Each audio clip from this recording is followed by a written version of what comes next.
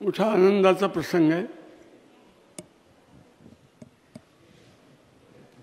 की एका आरोग्य मंदिराचं उद्घाटन आज झालं. हॉस्पिटल हा शब्द रूढ आहे. आरोग्यधाम, आरोग्य मंदिर असंच म्हणलं पाहिजे.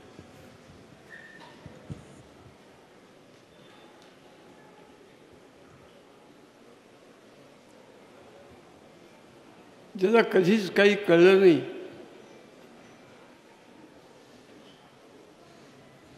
ज्याचा औषधाचा संबंधच आला नाही, अशा एका खुल्या मूर्ख माणसाला या आरोग्यधामाचं उद्घाटन करण्यासाठी बोलवलं.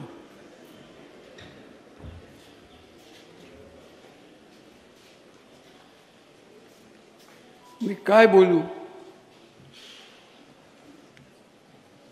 मी सगळं पाहिलं. अनेक प्रकारच्या व्यवस्थाच्या आरोग्यधामामध्ये आहेत आणि मी ताईंना म्हणलो, डायलिसिस म्हणजे काय हो? मला काही कळलं नाही. म्हणजे आजपर्यंत जाणून घ्यायची इच्छाही झाली नाही. त्यांनी सांगितलं. मनात आलं की औषध घ्यायची वेळच येऊ नये माणसाला.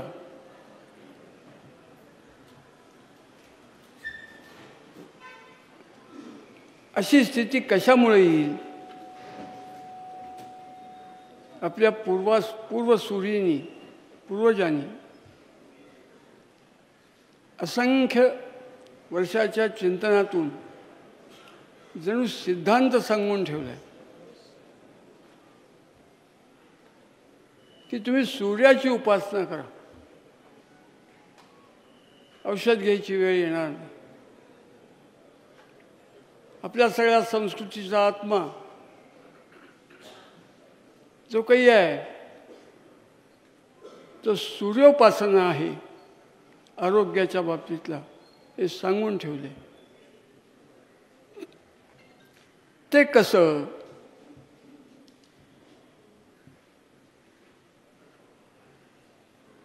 आदित्यस्य नमस्कारान् ये कुर्वन्ति दिने दिने जन्मांतर सहस्रेषु दारिद्र्यम नोपजायते. कायिक, वाचिक, मानसिक, बौद्धिक सगळ्या प्रकारचं दारिद्र्य नाश करण्याची क्षमता, पात्रता ज्या उपासनेत आहे ती उपासना सूर्योपासना आहे. ती कशी काय?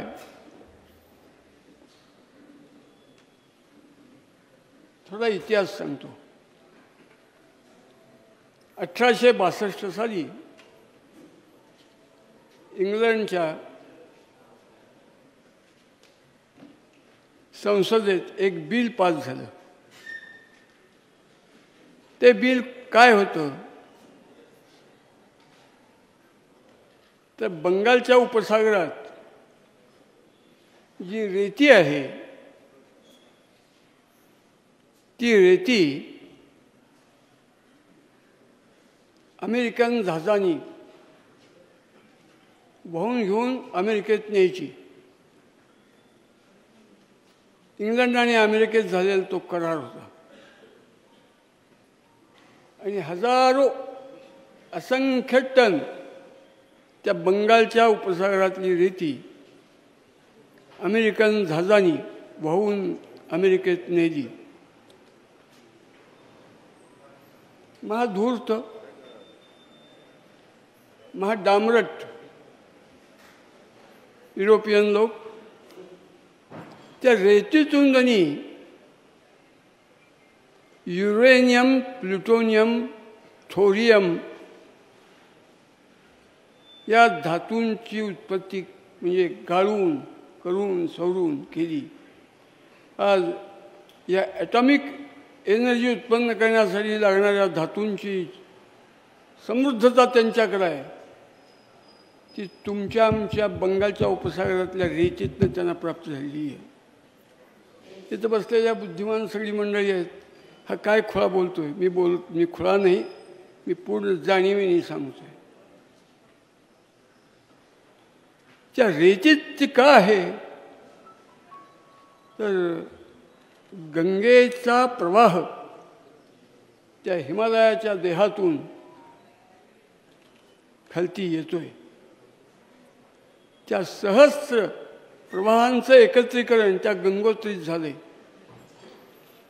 आणि त्या प्रवाहाबरोबर हिमालयाच्या देहात जे युरेनियम, थोरियम, प्लुटोनियम समृद्ध आहे, अतोनात समृद्ध आहे. अति अति अति अति अति अति सूक्ष्म कण त्या सगळ्यांचा स्पर्श त्या जलाला, त्या गंगेतल्या पाण्याला झालेला आहे.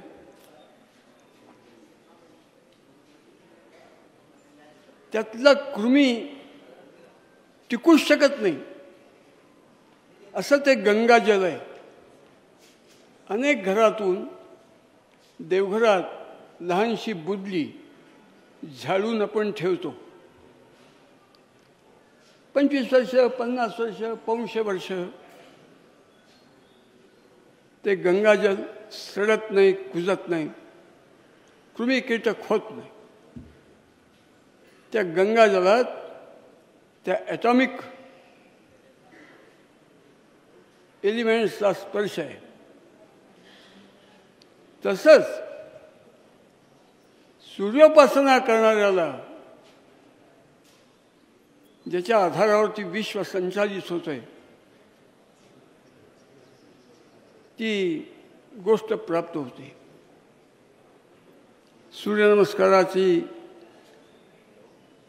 शेवटी परिणिती कशात तर पूर्वजांनी सांगून ठेवले, आदित्यस्य नमस्कारान येकुर्वन्ति दिने दिने जन्मांतर सहस्रेषु दारिद्र्यम नोपजायते.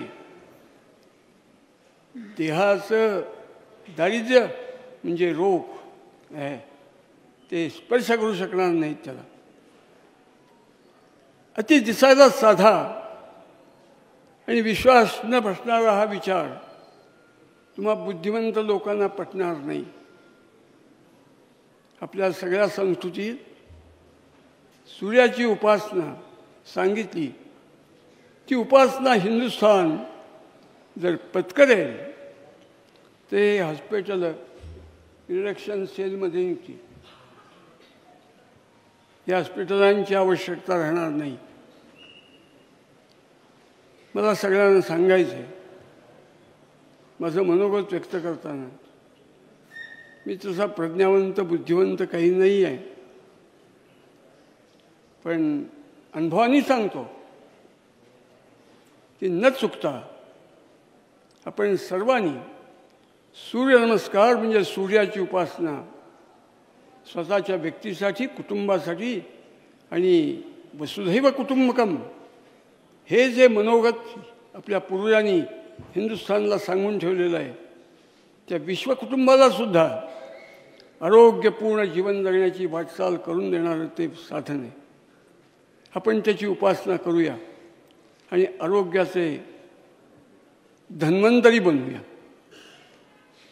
धन्वंतरी आपल्या देहातच वास करायला येईल इतकी ताकद आहे. अद्ययावत केलेलं आहे ते चांगलंच आहे. केलेल्या कार्यात त्यांना उदंड सुयश लाभो ही भगवंताच्या पाशी प्रार्थना करतो. आणि नामदेव, संत नामदेवांच्या शब्दात त्यांना अभिष्टचिंतन करतो. अकल्प आयुष्य व्हावे तयाकुळा माझी आज सकळा हरीच्या दासा. कल्पनेची बाधा न होणे काळी हे संत मंडळी सुखी असो. अहंकाराचा वारा न लागो राजसा माझ्या विष्णुदासा भाविकासी. नमा म्हणे तया असावे कल्याण जयामुखी ध्यान पांडुरंग. भगवंताचा अधिष्ठान अंतःकरणात ठेवून ह्या हॉस्पिटल चालवणाऱ्या ताई आहेत, त्यांचे पती हो त्यांना उदंड यश लाभावं आणि लोकसेवेची, आरोग्याच्या उपासनेची त्यांची वाटचाल यशदायी हो, देशाला समाजाला उपकारक हो, अशी भगवंताच्या पायी प्रार्थना करून मी थांबतो.